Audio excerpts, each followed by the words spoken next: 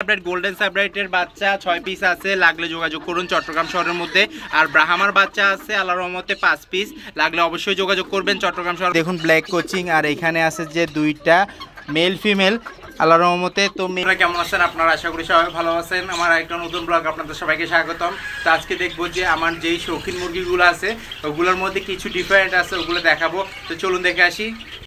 এইখানে দেখতে পাইতেছেন যে আল্লাহর রহমতে ব্ল্যাক কোচিংগুলো আল্লাহর রহমতে এইখানে আমি রেখে দিছি, নিচে থেকে তুলে এনে ওইখানে ইঁদুর ডিস্টার্ব করতেছে আর কেসটা একটু ভেঙে গেছে, সেই জন্য এই যে দেখুন ব্ল্যাক কোচিং। আর এখানে আছে যে দুইটা মেল ফিমেল আল্লাহর রহমতে। তো মেলটা আল্লাহর রহমতে আপনারা দেখছেন নিচে থাকতে উপরে থাকতে, এবং এভাবে করে লালন পালন করছিলাম। তো দেখুন এখন উপরে রাখার কারণ হচ্ছে যে এগুলো এখন ডিম পারতেছে না, একটু রেস্টে গেছে গা, সেই জন্য আমি উপরে নিয়ে আসছি। আর ওই নিচের যে কেসটা আছে ওইটা ভাঙা পড়বে, সেই জন্য আল্লাহর রহমতে আমার আশা আছে যে ওইটা ভেঙে ফেলবো। ভেঙে ফেলার পর নতুন একটা কেস করব, ওই কেসের মধ্যে খুব ভালো মতোই আল্লাহর রহমতে অন্যান্য মুরগিগুলো রাখবো।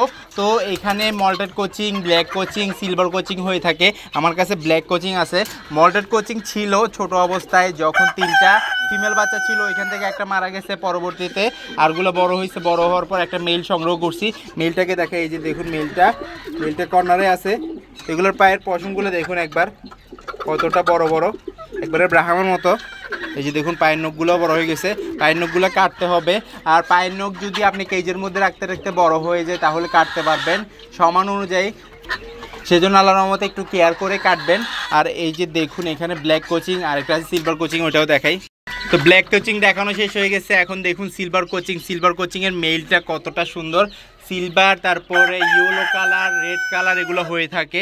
কালার ডিফারেন্ট কিন্তু জাত এক। এগুলোও এখন ডিম দিচ্ছে না। ইনশাল্লাহ আমি আশা করতেছি বড় একটা কেজ দিলে আর ওদের সিজন চলে আসলে ইনশাল্লাহ ডিম পাড়া শুরু করে দিবে। তো দেখা যাক। এমনিতে আল্লাহর মধ্যে ছোট্ট একটা কেজের মধ্যেও খুব ভালো মতো ডিম বাচ্চা করছে, মানে ডিম পাড়ছে। ডিমগুলো ইনকিউবেটর বসাইছি এবং অনেক সময় 20 লাগছে, অনেক সময় লাগে নাই।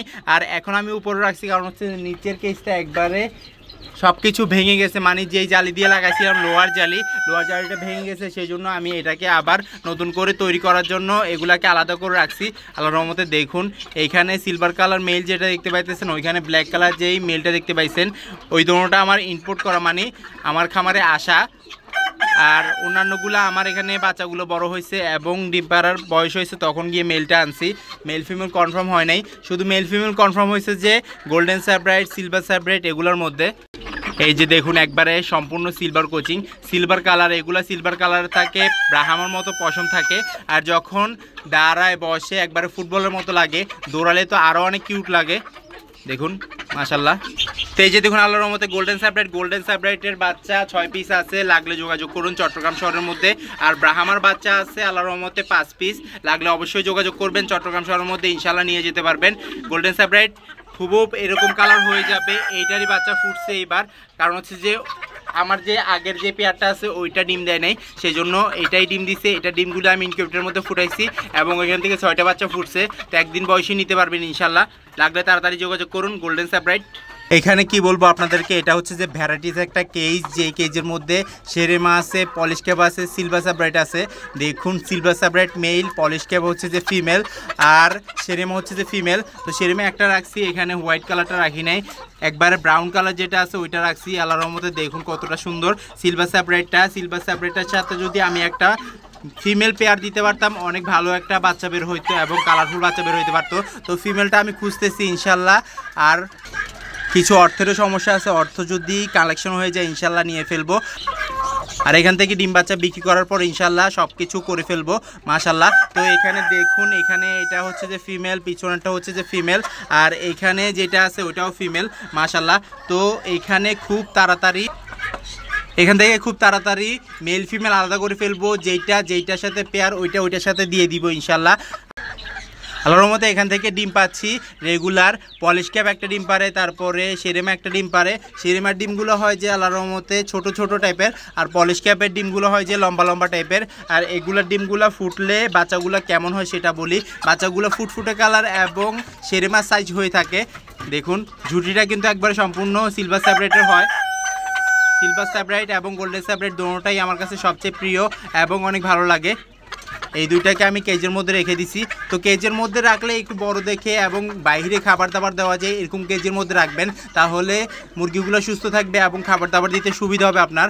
আর যদি প্লাস্টিকের জালি দিয়ে কেজ তৈরি করেন ওইটার মধ্যে রাখলে ওইটার মধ্যে আপনি কেজ দিয়ে দিতে পারবেন, কেজের মধ্যে ডিম পারবে এবং ওইখানে দিতে পারবে।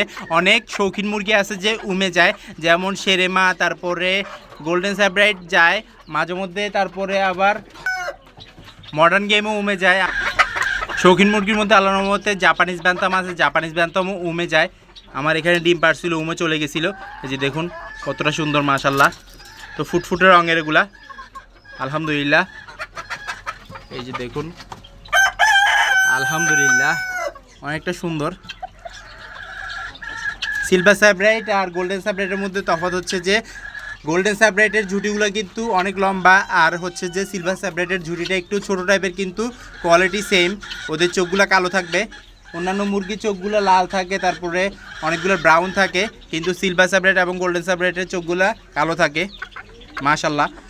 তো গোল্ডেন স্যাব্রাইটের বাচ্চা লাগলে যোগাযোগ করুন অবশ্যই। তো কবুতর রুমে মুরগিগুলো দেখাচ্ছে, এখন কবুতরগুলো কি না দেখাই পারি। এই যে দেখুন এখানে কবুতরগুলো ছড়াই ছিটে আছে। আমি বিকালবেলা ভিডিও করতে আসছি ওদেরকে, কিন্তু ওগুলো বের হয়ে যাচ্ছে না, আমাকে দেখলে আরও কাছে চলে আসে। আমি খাবার দাবার দিয়ে থাকি এবং পানি দিয়ে থাকি, সেই জন্য খুব ভালো মতোই। তো ছড়াই ছিটাই যে শুধু কেজের উপরে থাকে এটা না, এখানে মুরগির কেজের উপরেও থাকে। দেখুন এটা কিন্তু মুরগির কেজের উপরে, মুরগি কিন্তু ওদেরকে ডিস্টার্ব করতেছে। এই যে দেখুন এখানে আছে মাশাল্লাহ। তো এই ভিতরেরটা হচ্ছে যে এইটার মাদি এবং ডিম পাহারা দিচ্ছে, ডিম দিচ্ছে মাদিটা, এবং মেলটা ফিমেলটাকে পাহারা দিচ্ছে। কারণ হচ্ছে যে অনেকগুলা কবুতর আছে যে নর কবুতর সিঙ্গেল, ওগুলো এসে এখানে পেয়ার করতে চায়, সেই জন্য। তো পেয়ারটা যেন না করতে পারে, এবং মেলটা বাহিরে দাঁড়াই আল্লাহর রহমতে খুব সুন্দরভাবে অ্যাক্টিভিটি দেখাচ্ছে এবং পাহারা দিচ্ছে আল্লাহর রহমতে। কতটা সুন্দর করে আমি রাখছি একটা কেজের মধ্যে, আর এখানে মেল ফিমেল কনফার্ম আছে। এরপরে আমি কিছু বাচ্চা ফুটাইছিলাম যেগুলো ফুটছিল, কিন্তু বাচ্চাগুলা ঠান্ডার কারণে মারা গেছে। এই যে দেখুন এখানে যে মেলটা আছে এইটা দেখুন, এটা হচ্ছে যে শেরমা মেল। যাক মাশাল্লাহ আলহামদুলিল্লাহ অনেকটা সুন্দর, এবং লেজটাও কত সুন্দর। বের করে দেখাবো নাকি, দেখাচ্ছি আপনাদেরকে। বের করে দেখানোর চেষ্টাটা আমি করতেছি, পড়ে যাচ্ছেও। এই যে দেখুন কতটা সুন্দর আমার হাতের মধ্যে। তো এখন একটা ডাক দিবে অবশ্য, আমি ট্রাই করতেছি যেন ওর ডাকটা ভিডিও করার জন্য। কতটা সুন্দর করে লেজটা উপর দিকে উঠে গেছে। তো কবুতর রুমে এগুলো সবগুলো আছে।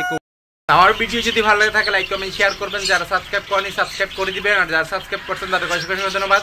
ইনশাআল্লাহ আবার দেখা যাবে নতুন কিছু নিয়ে। আল্লাহ জানি সবাইকে সুস্থ রেখে সবাইকে বিপদ থেকে রক্ষা করে এই দোয়া আজকে দিয়ে নিচ্ছি। আল্লাহ হাফেজ।